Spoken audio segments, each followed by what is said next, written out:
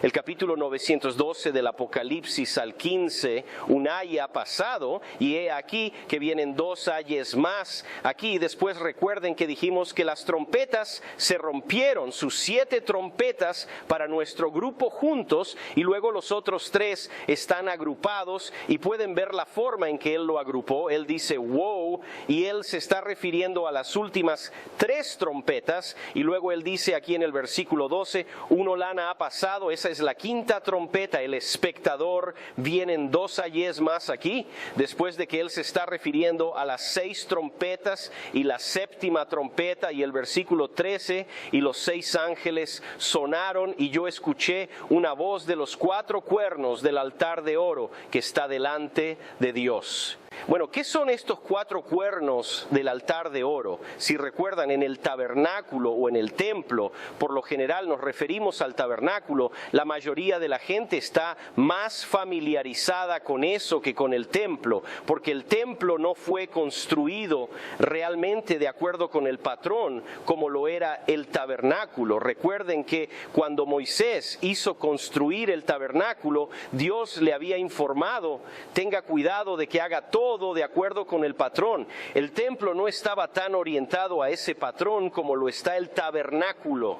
Así que probablemente sea mejor referirse al tabernáculo, pero de todos modos, aquí en la Escritura dijimos que el libro de Apocalipsis tiene mucho que ver con el templo o el tabernáculo y la forma en que fue establecido y ellos practican. Así que pasamos por cómo se asociaban los días festivos y todo, pero ven aquí, él dice que los 6 ángeles sonaron.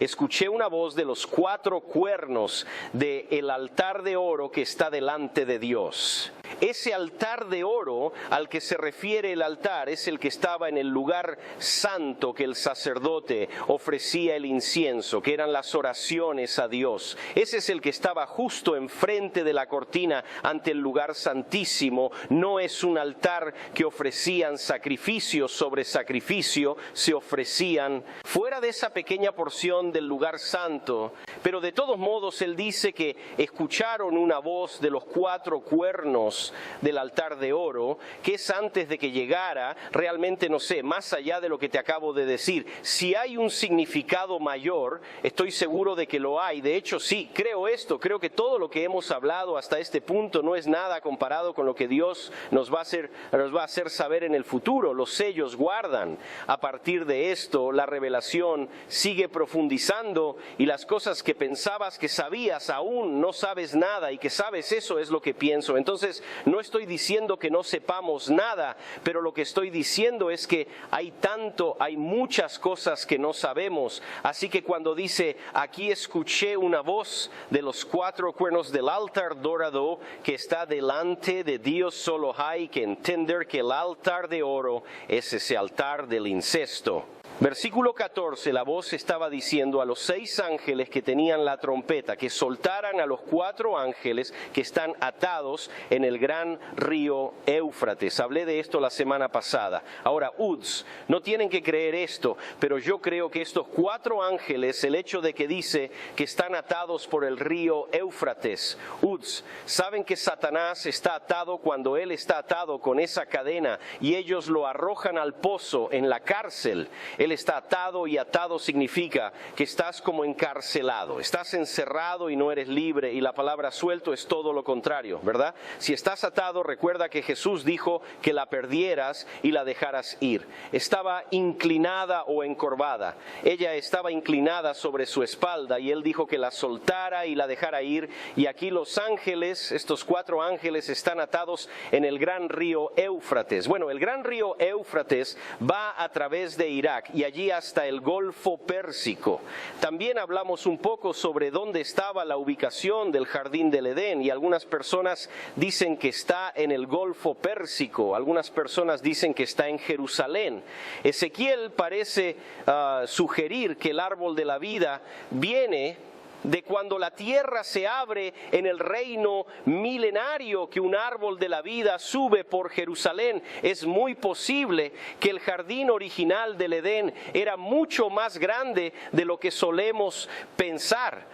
pudo haber sido toda la concesión de tierras que se le prometió a Abraham. En otras palabras, Abraham fue prometido la tierra desde el mar Mediterráneo hasta el final de los ríos Éufrates, y también habla en Génesis acerca de 4 ríos que están allí en el jardín del Edén en ese momento, así que es muy posible que toda esa área fuera un jardín del Edén, y es por eso que Dios se lo está dando a Abraham. Él le ha dado su jardín básicamente a Abraham, así que eso es posible.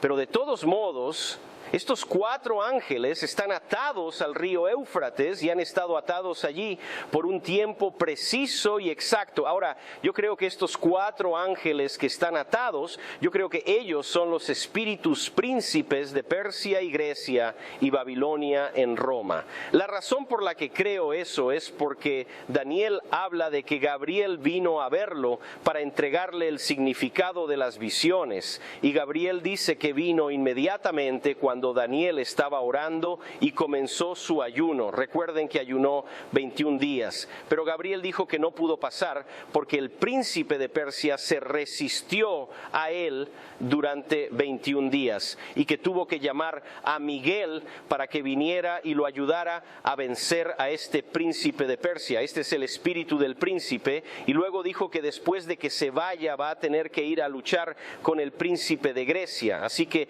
él dijo: entiendan esta idea, que al igual que cuando Uds eran jóvenes y sus padres, si ellos hacían lo suyo, la mayoría de los padres, si ellos están enseñando acerca de Cristo, ellos les dirán a sus hijos que todos tienen un ángel de la guarda. Bueno, eso es en realidad bíblico, y debido a que eres mayor, no perdiste a tu ángel de la guarda.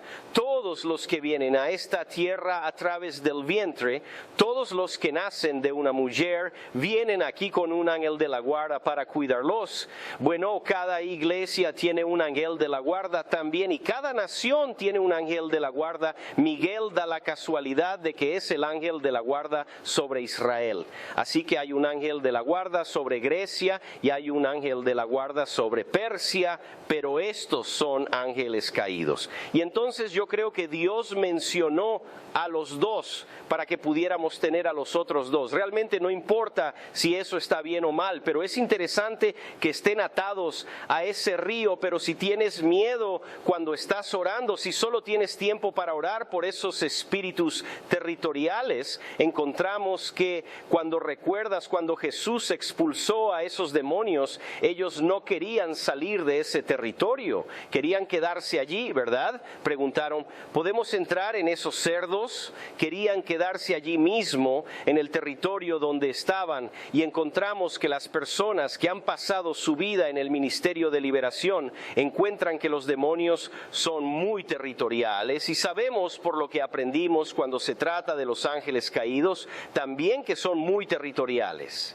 De todos modos, estos están por alguna razón atados a este río Éufrates y a esos 4 reinos. Recuerden los que estaban en la imagen: la cabeza de oro, y los brazos de plata, y el bronce, y las piernas de hierro, y también lo vemos como las bestias. Vemos al león, el oso, el leopardo y la bestia con 10 cuernos, pero tenían a estos ángeles sobre ellos. De todos modos, estos 4 ángeles fueron desatados, ya no están atados, están sueltos, los cuales fueron preparados para 1 hora y 1 día y 1 mes y 1 año. Eso suena muy preciso, en otras palabras, para este tiempo exacto para matar a la 3ª parte de los hombres. Y de hecho lo tengo resaltado aquí porque cuando leo eso, esta es la forma en que se destaca, simplemente salta a la vista, salta aquí. Estaban preparados durante 1 hora al día, 1 mes y 1 año. Eso es como si se destacara, porque para mí lo primero que pienso es preguntarme si eso es más de lo que solo dice. ¿Está tratando de decir algo más aquí sobre este tiempo? ¿Estaban preparados para la hora, el día, el mes y el año? Tengo un mapa aquí y se puede ver rodeado con un círculo con Bagdad. Hablamos de esto la semana pasada sobre el califato. Recuerden cuando surgió el califato en Bagdad, con la capital de Bagdad, justo después de que establecieron el tratado con el Imperio Bizantino, pero pueden ver aquí a la izquierda en la parte superior el califa de Bagdad. El califa, por supuesto, está sobre el califato. El califa es como un emperador sobre el califato, pero es más que eso porque también está por encima de la parte religiosa del Islam. Ahora bien, había sultanes en todo el califato, había varios sultanes diferentes a veces, pero el califa era la persona principal a cargo. Así que el califa de Bagdad mandó llamar a un turco llamado Tugrul Bey y fue declarado protector y gobernador del Imperio Islámico. Esto fue alrededor del año 1055 d.C. Bueno, ¿por qué mandaron a buscar a este Tugrul Bey? Bueno, esto se debió a que, dado que ahora existía este califato, sabes, antes de ese tiempo había muchos musulmanes en guerra, como vimos, como comenzaron, casi ilustrativos o representados por el patrón de la langosta.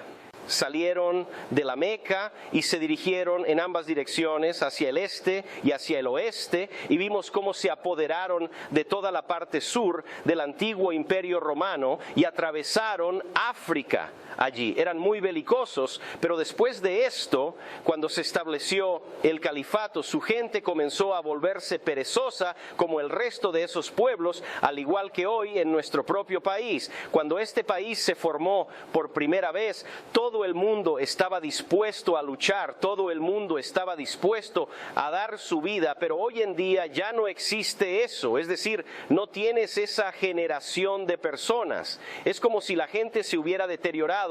No significa que no tengan valores, es solo que no tienen ese mismo compromiso, no tienen patriotismo. Sería aterrador pensar que nuestras propias vidas dependerían de algunos de la generación más joven. Bueno, esto no fue diferente. El califa tenía que encontrar una manera de proteger militarmente al imperio y por eso hizo lo mismo que, ¿recuerdas cuando hablamos de la parte occidental de Roma? En el Imperio Romano, cuando la gente llegó al punto en que tampoco podían proteger el imperio, porque la gente de Roma no quería luchar, así que usaron mercenarios. Bueno, eso es lo que está sucediendo ahora aquí en el califato. Así que ahora estos musulmanes están usando mercenarios y así atraparon a este tipo, cuyo nombre es Tugrul Bey, y como dije, fue declarado protector y gobernador del Imperio Islámico. Ahora estamos leyendo en la parte inferior izquierda. Tugrul Bey ocupó Bagdad a la cabeza de un ejército compuesto por los Ghazi, que eran guerreros de la fe islámica, y los mamelucos, que eran soldados esclavos. Por lo general estaban formados por los sarcasianos, que en realidad eran personas que se podría considerar que eran similares a los rusos, ya que eran una especie de sobras. Después de eso expandieron su apropiación de tierras. Bueno, los tomaron como esclavos, y ustedes, como han oído hablar de los kurdos, como hoy, están esparcidos por todo Irak, y creo que están en Irán y están en Siria, y hay kurdos, creo, en Rusia. De todos modos, muchos formaron algunos de esos esclavos, pero el que está a cargo del califato ahora era este Tugrul Bey. Ahora bien, cuando se dio cuenta de cómo estaba por encima de todos estos mercenarios, ya fueran esclavos mercenarios o no esclavos, tal vez eran de Ghazi, pero estos eran guerreros de la fe islámica. Todos estaban bajo el control de este Tugrul Bey. Los Ghazi eran algunos de los jinetes turcos de la gran tribu que se organizaron en bandas tribales para avanzar a defender las fronteras del califato. Ahora, aquí está el problema. Esto solo funciona por un tiempo. Este tipo es fuerte, pero el califa mismo no es tan fuerte. El califa todavía tiene su ejército, pero su ejército no es tan fuerte como estos mercenarios que están controlados por Tugrul Bey. Así que cuando se dio cuenta de que es fuerte, y todo el mundo se da cuenta de lo fuerte e influyente que es, bueno, adivina qué, ya no va a prestar tanta atención al califa. De hecho, va a terminar tomando el relevo. Por lo tanto, puedes ver aquí en la parte inferior izquierda el Imperio Romano en guerra con Tugrul Bey, teniendo miles de jinetes mercenarios musulmanes, haciéndolos retroceder, y eso es lo que se suponía que debía hacer aquí. Ahora recuerden como dijimos que las primeras 4 trompetas vinieron contra el Imperio Romano de Occidente como las primeras 4 trompetas, y luego estos musulmanes vinieron contra la parte sur del Imperio Romano como la 5ª trompeta, y luego la última parte de la parte oriental fue lo que el Tugrul Bey comenzó a atacar, el Imperio Romano de Oriente, que por cierto se llama Imperio Bizantino. A veces no nos damos cuenta de que es parte de eso porque tomó su nombre del Imperio Bizantino, por lo que olvidamos que es parte del Imperio Romano. Por lo tanto, el califa otorgó a Tugrul Bey el título de gobernante del mundo. Vaya, ese es un título importante, ¿verdad? Así durante el reinado del sultán Al-Alparslan, que es el sucesor e hijo de Tugrul Bey. Oh, mira cómo se exalta a su hijo y se convierte en el sucesor y está asaltando territorios del país que ahora se expande significativamente bajo su mando. Su nombre se puede ver aquí arriba en la esquina derecha. Su nombre significa el león valiente. Se puede ver mucho simbolismo donde se habla del león, la cabeza del león, los dientes de un león, y por supuesto hay un simbolismo de ferocidad y fiereza. Muchos de estos tipos se nombraron a sí mismos con nombres que tenían el significado derivado de los leones.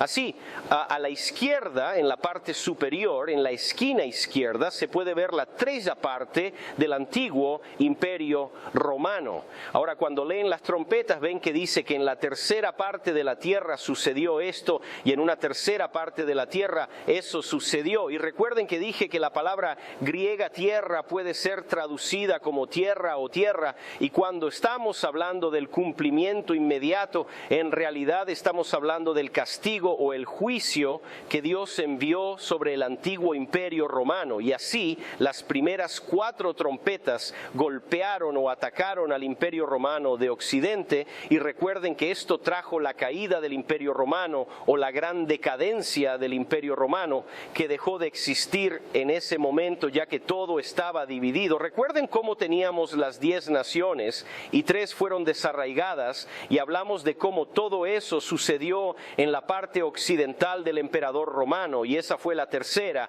del Imperio Romano, y que después hay otro tercio del Imperio Romano que representaba la parte sur de él. Recuerden que dijimos que los musulmanes llegaron hasta el norte de África e incluso hacia el norte cuando entraron en España. Además recordamos que esa fue de nuevo esa parte del imperio. Bueno, ahora hay una 3ª parte restante del Imperio Romano, y puedes ver Constantinopla justo allí en el centro. Constantinopla fue la capital del Imperio Bizantino. Bien, ese es el último tercio en el versículo 15, aquí Apocalipsis capítulo 9, versículo 15. Luego tenemos versículo 18, leamos eso. Y los 4 ángeles fueron soltados. Ya vimos lo que estaba preparado para 1 hora al día y 1 mes y 1 año para matar a la 3ª parte de los hombres en el versículo 18. Y por estos 3 fueron muertos la 3ª parte de los hombres por fuego y por humo y por azufre que salía de su boca. Entonces cuando subes a la mano derecha tengo un pequeño diagrama. Allí recuerden que dijimos ese día, 1 mes, 1 año y 1 hora. Eso es lo que dice la Escritura. Un día durante 1 año, de hecho lo tengo aquí abajo. Recuerden esta nota que sale de Ezequiel. Porque como yo te he señalado, cada día por 1 año, el día por 1 año, idea y profecía. Bueno, está hablando de un tiempo proféticamente. Y él dice en Ezequiel que puedes tener un día profético puede ser igual a 1 año. Bueno, aquí él habló de un día, 1 mes, 1 año, y 1 hora, 1 año. Recuerden, dijimos antes que 1 año podía representar 360 días que equivalían a 1 año. Entonces tenemos 360 años. Pero eso es bajo el sistema lunar y un calendario lunar. Sin embargo, la razón por la que estamos usando un calendario solar es porque, a pesar de que los musulmanes estaban bajo el calendario lunar, este juicio cae sobre el Imperio Bizantino. Nótese que el Imperio Bizantino no está bajo un calendario lunar, está bajo un calendario solar, y por lo tanto usamos 365 días y cuarto aquí en nuestro cálculo. Y así miren lo que se nos ocurre: tenemos el año del mes, el día y la hora, y cuando sumamos todo eso llega a 396 años y 121 días. Ahora, sí significa algo que aún no lo sabemos, pero tenemos la sospecha de que podría serlo. Así que debajo de ese diagrama dice 396 años y 121 días durante los cuales la supremacía otomana iba a existir en Constantinopla. Aquí también se puede ver que Turquía es de la tercera parte del antiguo Imperio Romano, porque esto es Turquía, Constantinopla y Yugoslavia y las áreas circundantes, y todas estas fueron destruidas por los turcos actuando como agentes del juicio de Dios. Y creo que todas estas trompetas fueron enviadas contra Roma y fueron el juicio de Dios contra este imperio malvado. Recuerden cómo mencionamos toda la persecución de la que eran responsables y cómo martirizaron o persiguieron a los cristianos y persiguieron a los judíos, y luego Dios trajo todo este daño sobre ellos. Y no solo eso, sino que continuaron negándose al arrepentimiento después de tener la verdad, mientras continuaban en su idolatría y se negaban a dejar de adorar ídolos y adorando a dioses falsos, a pesar de que habían sido visitados con la verdad. Pero no era solo la parte occidental del Imperio Romano pagano. Entonces Dios también está juzgando al resto del reino de la iglesia, no la iglesia que usted ve, sino el reino sobre la tierra reconocido como la iglesia, que surgió de esta división romana, que el nuevo reino romano también está inmerso en toda esta idolatría, bajando a los bolos, a las diversas estatuas e iconos. Recuerden cómo hablamos de que por su espíritu Dios envía a un emperador con una palabra de arrepentimiento, pero recuerden a los iconoclastas, un emperador que dice que no habrá más ídolos adorando en todo el imperio, pero luego viene esta Irene y deshace todo lo que el emperador había hecho para eliminar la idolatría del imperio, y luego la hacen santa. Bueno, vamos a ver al final, cuando lleguemos al final de esta trompeta, vamos a ver un resumen que Dios da dentro de la Escritura y la razón por la que vino el juicio, y verán cuánto de eso tiene que ver con la idolatría. Y el juicio vino sobre el Imperio Bizantino, que se suponía que era un imperio cristiano. El juicio salió en contra de este Imperio Romano, que se suponía que era un imperio cristiano. Ahora, hoy en día, si lo piensas, escucharías todo el tiempo acerca de cómo los cristianos estaban siendo martirizados en el extranjero por los musulmanes. Pero usted sabe que muchos de esos supuestos cristianos adoraban estatuas. ¡Qué idolatría tan burda! No hay una verdadera diferencia en el juicio que se estaba vertiendo aquí. Me pregunto si hay un paralelismo hoy, y eso es todo lo que voy a decir. Me pregunto si hay un paralelismo hoy. No estoy diciendo que todas estas personas sean malvadas. Obviamente es probable que haya muchos de ellos que estén completamente engañados, no saben nada mejor. Sin embargo, permítanme dar este ejemplo. Ahora, si estás conduciendo por la calle y vas a 50 millas por hora y el límite de velocidad es de 35 y no hay señal, es posible que realmente no lo sepas. He estado conduciendo antes y no me di cuenta de que el límite de velocidad había cambiado, y si un oficial de policía te detiene, adivina qué, vas a recibir una multa. Incluso si dices, bueno, no lo sabía, la ignorancia de la ley no es excusa, ¿verdad? Eso debería ser un despertar allí mismo para algunos de nosotros en la iglesia, porque tengo la sensación de que Dios va a decir lo mismo.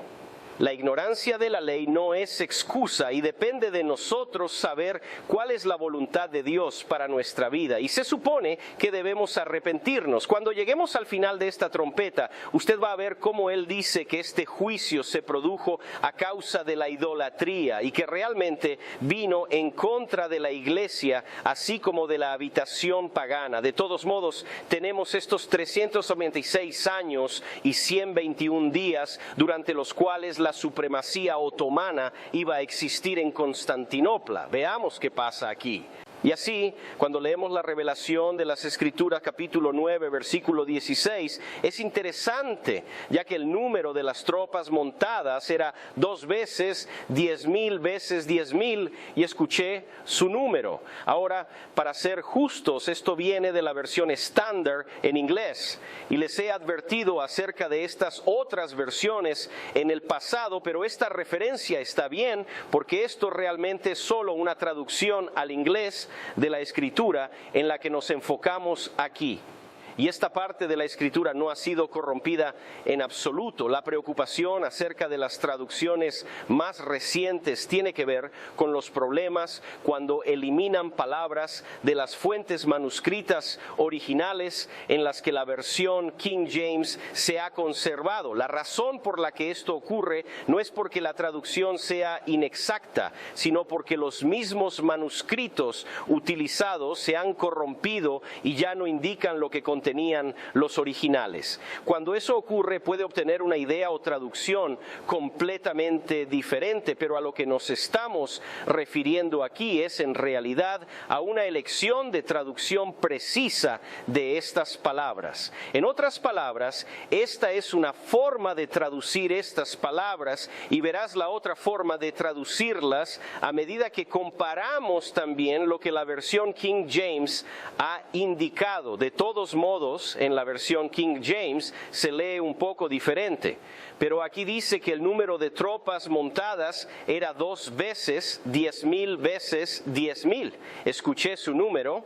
Ahora bien, lo que es de particular interés aquí es que históricamente sabemos cómo, y es interesante que los turcos organizaron sus ejércitos en grupos de 10,000 hombres.